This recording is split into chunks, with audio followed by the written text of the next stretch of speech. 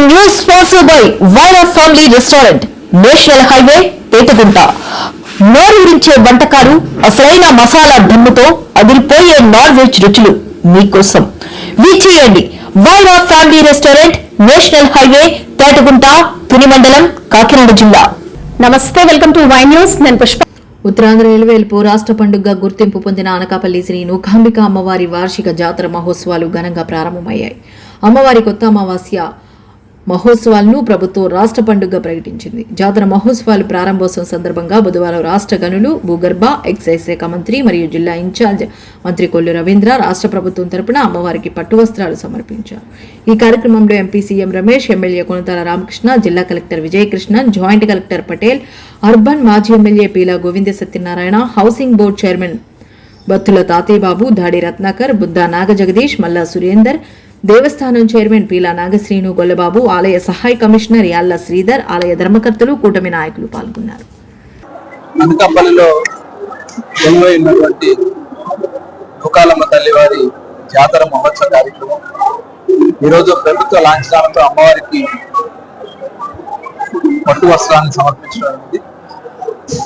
అమ్మవారి మరి చాలా కాలం నుంచి ఇక్కడ ఉన్నటువంటి దేవాలయానికి దగ్గర 15 కోట్ల రూపాయలతో చాలా అద్భుతంగా అంగరంగ వైభవంగా ఆలయాన్ని తీర్చిదిద్దారు. 2014లో గౌరవ ముఖ్యమంత్రి చంద్రబాబు నాయుడు గారు 5 కోట్ల రూపాయలు ఇవ్వడం, తర్వాత దశల వారీగా ఈ ఆలయాన్ని పునర్నిర్మాణం చేసుకోవడం జరిగింది. మొన్ననే రాజగోపురం కలశ ప్రతిష్ఠ కూడా జరిగింది.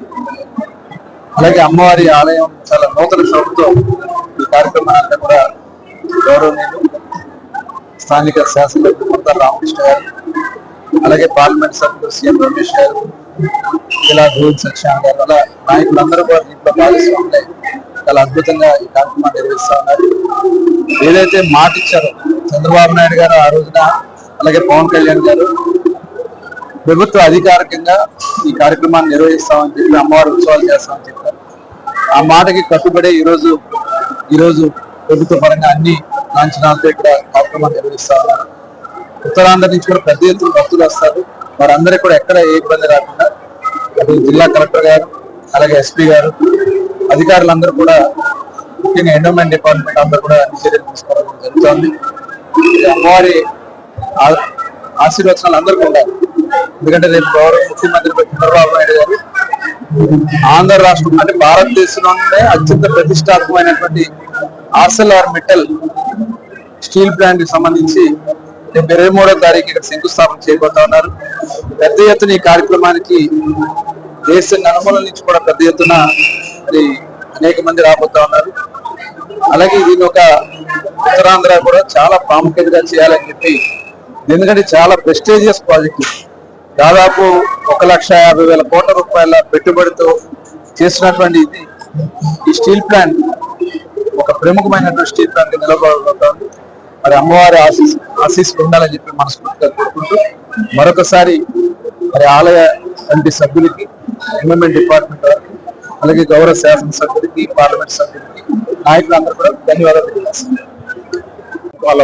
దీవెనలు ఈరోజు మన ప్రధానమంత్రి నరేంద్ర మోడీ గారు, మన ముఖ్యమంత్రి చంద్రబాబు నాయుడు గారు, ముఖ్యమంత్రి పవన్ కళ్యాణ్ గారు అనకాపల్లికి ఎన్ని ఇండస్ట్రీస్ తీసుకొస్తున్నారంటే వారి తీసుకున్న చొరవ, అమ్మ నూకాలమ్మ తల్లి దీవెనలతో ఈ పార్లమెంటరీ నియోజకవర్గం జిల్లాలో కానీ ప్రతి ఒక్క నియోజకవర్గంలో కూడా బ్రహ్మాండంగా అభివృద్ధి చేస్తుంది. రాష్ట్రం కూడా ఆ రాష్ట్రంలో ప్రజలకు అందరికీ కూడా నూకాలమ్మ తల్లి దీవెనలు అందించి రాష్ట్రం ఎప్పుడు ఇలా మంచి ప్రోగ్రామ్స్ తో, శాంతి భద్రతతో మంచి ప్రభుత్వం చేసే పనులకి ఆ తల్లి దీవెనలు ఎప్పుడు ఆశీర్వాదం ఉండాలని చెప్పేసి